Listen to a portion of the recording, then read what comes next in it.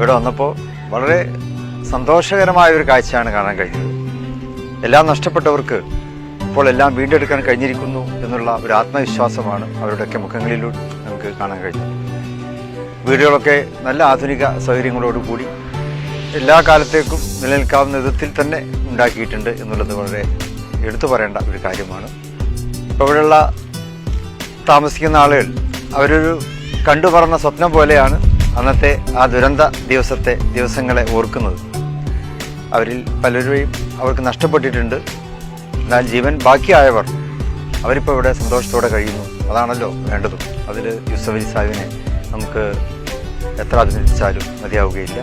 ഏതായാലും സർവശക്തൻ്റെ പക്കൽ ഇതൊരു വലിയ അനുഗ്രഹീതമായ കാര്യം തന്നെയാണ്. അല്ലാഹു അനുഗ്രഹിക്കുമാറാകട്ടെ പ്രാർത്ഥിക്കുന്നു.